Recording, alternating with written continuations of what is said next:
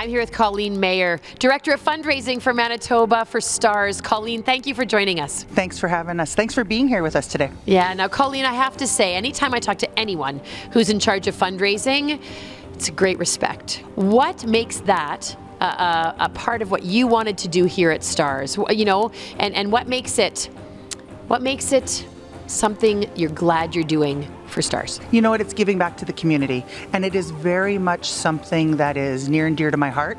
It's a feel-good feeling. Not every day is easy. Fundraising is a difficult job, but you know what, when you talk to people and when they want to give back, when they want to support an organization like STARS, it really feels good to hear their stories of why they want to contribute, how they want to help Manitobans, and just be part of the bigger picture. Now, as you gather these funds, obviously you know exactly where they're going, and that's how you can speak to us as Manitobans. So when someone is donating today, where exactly is this money going? How does that work? All the money raised today goes towards our general operations. So that could mean fuel in the helicopter, night vision goggles, it could be the tubes and the syringes, you name it. Everything that is on what we call that flying ICU is what we fundraise for. You must hear stories back at the office here from people of incredible missions that they've been on and just feel the emotion as they maybe come back from a mission or head out to one. We're fortunate enough to hear the stories, things that they've seen on the scene. We know how valuable the work they do. And so for us, the other part of our fundraising efforts goes towards innovation. So technology is also changing. We have to stay on top. The training for our teams, you know, all crew is highly trained in critical care and the transportation mode that they use. So we're constantly searching for ways to fund that. Sometimes we hear big numbers. We hear, oh, this helicopter, millions of dollars, and we think, oh, I don't really have a lot to give. What would you say to someone listening right now who says, you know, what if I can only give a little? Every dollar counts. Every dollar counts to go towards it. You know, I've had people call us in past radiothons that have said, you know, Colleen, I can only give you $5. My old age security hasn't come in yet, and I have and $5, like, just to listen to that donor's story is, she will give that last $5 to go towards our cause.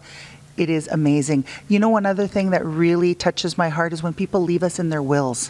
When we don't even know about it sometimes. Sometimes people identify and they tell us that they've left us in our will, but when we get these surprises, sometimes we hear from a lawyer who says, Mr. and Mrs. So-and-so have left you in our will.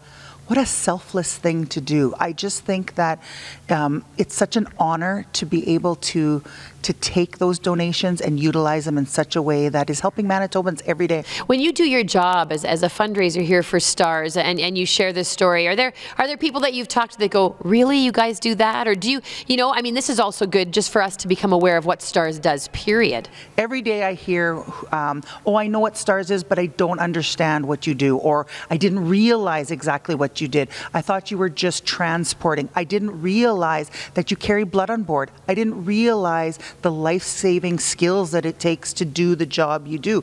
And it is the most critical and the most injured patients that we do transport. So you're probably having the worst day of your life if you're seeing our red helicopter, but you also know that there's hope. There's hope there that, you know, things will be okay because the right team is here to help you. There's such a team here behind what they're doing, and I feel like when we look up in the sky and we see this red helicopter from now on, we won't just think of the people in the helicopter, but all the people on the ground, people like you who are, you know, doing the hard asks all of the time. How essential is this fundraising? Like, if we're talking healthcare, government, how does that look, and how much do you guys actually need to raise to make STARS possible? It takes $10 million to run this base every year. So we have quite a unique blend of fundraising. It's corporate, it's individual donors, there is government funding, of course, but the foundation's job is to make up that difference. And so every year it's a little different. It depends on what the strategy is and what we have to make. So at least $3 million at a foundation is what we're looking for. Of course, today we have a goal of $100,000. So $100,000 to go towards to the mission and the operations that we're doing. And if you think of all the people that live in Manitoba. All Manitobans benefit from STARS. I can't imagine if we weren't here in the province. I think of the VIPs and the people we have helped along the way, the stories that you hear about how sometimes those stories aren't always happy endings. They're not all good endings, but the most touching thing is when the family says, you gave me time. You gave me time to say goodbye. The outcome was not great, but I got to go to the bedside. I got to be and see my loved one, or knowing how reassuring you held their hand. Things like that give you goosebumps. Like even just saying it, Totally. I get goosebumps. Me too. And if that's what we're there to do, is to save lives and help families, because it's a broader, it's not just the patient. It is like our work is all about the patient and we're focused on that. But it's so much bigger than that. It is about the families and the communities and people who see us in action and see the work we do, the lives that we affected. They really get that. And so our job in Foundation is just to keep telling those stories, keep asking, keep bringing awareness. It's a wonderful job. I can say our team here is amazing. I loved how you said that. You know, even to know that your loved one in the middle of a field somewhere, if that's where the accident happened, someone was there, someone cared enough to come and do everything possible to save their lives and to be with them. Well, we say it's critical care anywhere.